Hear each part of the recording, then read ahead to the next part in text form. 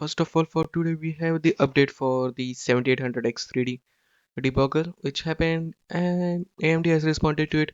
And it is due to the BIOS because when you enable the expo profile on your memory overclocking, it technically overclocks the CPU, and which in turns is not good for them because X 3D parts are not available for overclocking, and then the voltage increases, and which in turn damages the CPU. But yeah, they are defining new rules for AMD Expo and SoC voltage, and they will issue an update as soon as possible. So yeah, AMD has responded to it, and yeah, it's bad to see, but at the same time they are good to respond to it.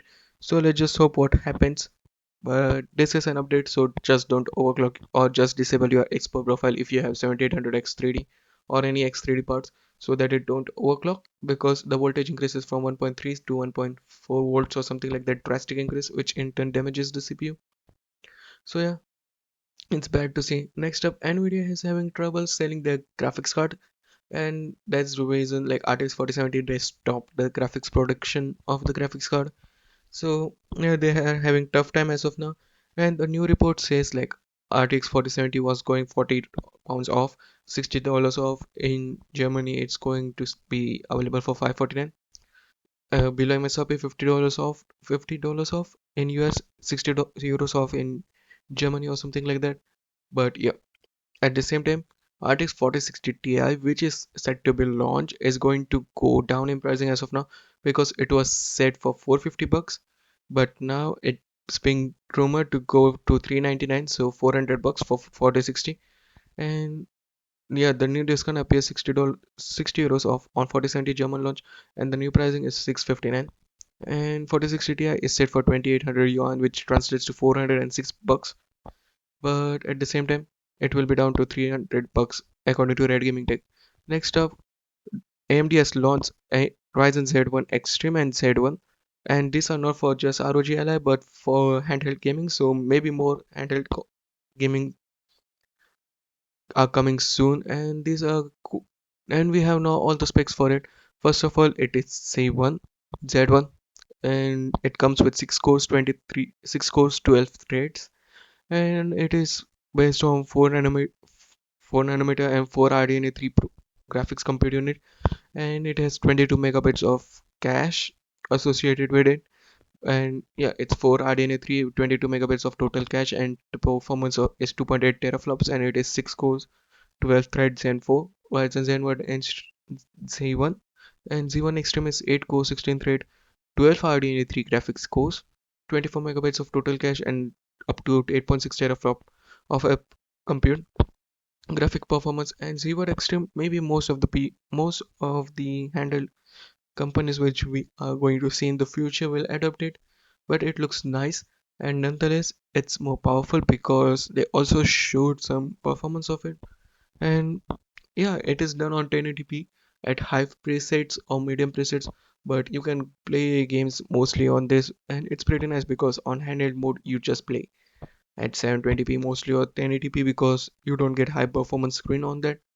And yeah, Steam Deck is also 900p, so basically you are getting more instant performance, and Z1 Extreme gets like upwards of 15% more performance compared to Z1, which is to be expected because 4 RDNA 3 versus 12, it's a massive difference.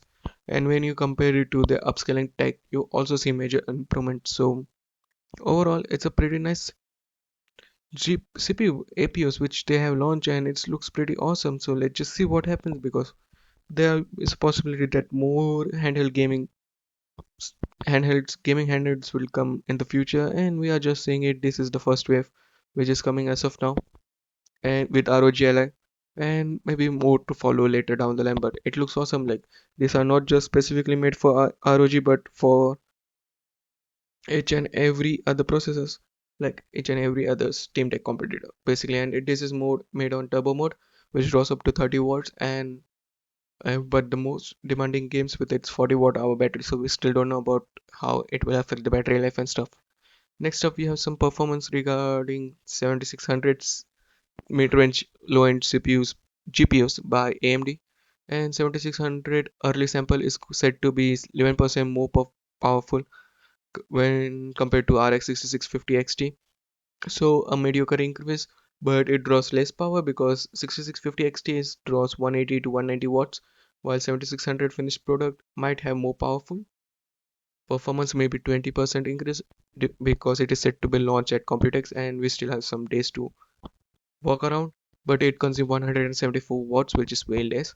So basically, we are going to get insane performance because 6650 XT and 6600 XT is on par. So 7600, it doesn't look that good, but at the same time, it might be good because this is an early sample. Maybe we will know more about it later down the line. So yeah, pretty nice to see.